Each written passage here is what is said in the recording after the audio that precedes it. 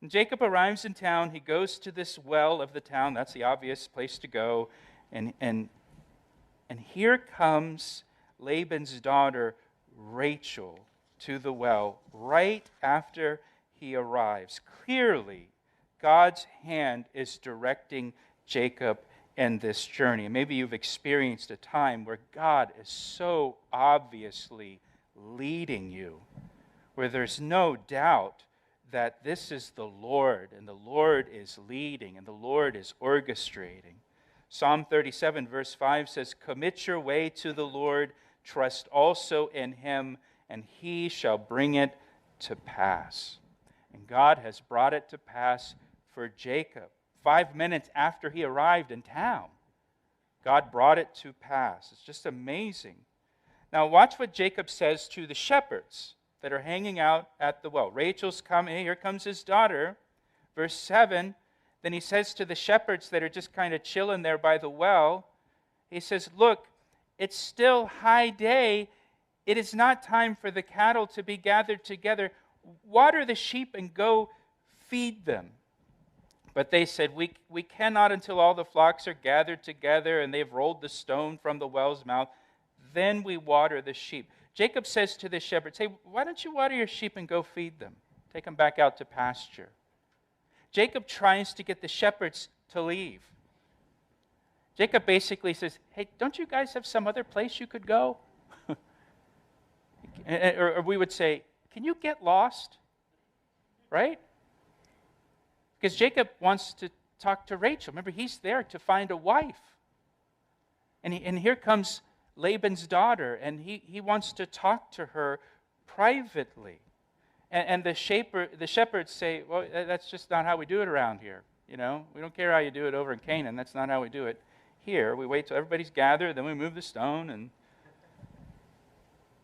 so verse 9, "And while he was still speaking with them, Rachel came with her father's sheep, for she was a shepherdess.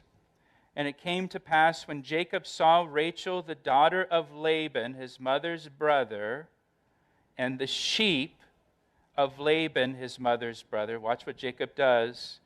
Jacob went near, and he rolled the stone from the well's mouth, and he watered the flock of Laban, his mother's brother.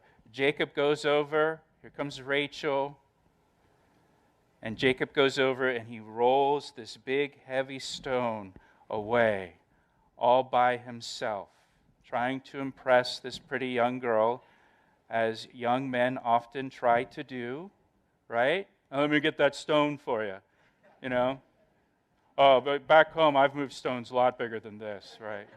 You don't mind if I take my shirt off before I move this stone? Just be easier for me if I don't have my shirt on while I'm trying to move. Would that bother you at all if I just..."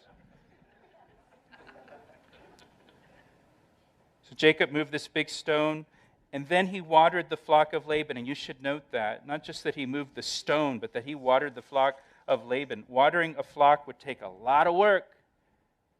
A lot of work. Because they would use animal skins to fill with water, and he'd have to lower this animal skin down, you know, kind of like a bucket, lower it down, fill it up with water, dump it into a trough, do that again. He'd have to do that over and over and over. A lot of work. A lot of time to water the flock, and that's what he does here for her. Watering the flock was no small gesture. Then, verse 11, Jacob kissed Rachel, and this was not a romantic kiss, this was a greeting. Down in verse 13, Laban kisses Jacob as a greeting. Romans 16:16 says, "Greet one another with a holy kiss." But not during COVID, right? We don't do that during COVID, but normally the church is to greet one another with a holy kiss. Jacob kissed Rachel as a greeting, and then he lifted up his voice and he wept. And after fleeing for his life from his brother, making this lengthy journey all alone, which I'm sure had many dangers, toils, and snares along the way, he finally arrives safely in Haran, and right after arriving, he finds his cousin Rachel as soon as he arrives in town, and Jacob is just overcome with emotion here. He's just overcome, and he begins to weep. And I'm sure it's tears of relief because he made it. It's tears of joy because he's met Rachel. He just begins to weep. You know, in Revelation chapter 7, it tells us that in heaven, God will wipe away our tears. There's going to be crying in heaven. We're going to be crying. There'll be tears in heaven. And I don't know about you, but have you ever wondered, why are we crying in heaven? It's heaven. Why would we cry? I don't know, the Bible doesn't tell us, but I believe that it'll be like Jacob's weeping here. We're going to finish our long journey through this life with all its ups and downs and all of its triumphs and all of its trials and all of its joys and all of its sorrows. And we finally arrive there in heaven, and the journey will be finished, and we'll see the Lord Jesus Christ face to face, and I think we'll just be overcome with emotion that the journey's over and that we've made it. I think we'll have all this pent-up emotion that will just kind of come out. We'll cry tears of relief that we're there, that the journey's over, tears of joy, because we're with Jesus, and our faith has become sight, and Jesus will wipe away our every tear. Jacob's just overcome with emotion here. It's been a hard journey for him. It's been a hard journey. Remember, I mentioned this before, but when Jacob gets to the end of his life, he will say, I've had a hard life. I mean, looking back, it's been a hard life for him. And he's emotional. Verse 12 says, and Jacob told Rachel that he was her father's relative and that he was Rebekah's son. So she ran and she told her father Laban.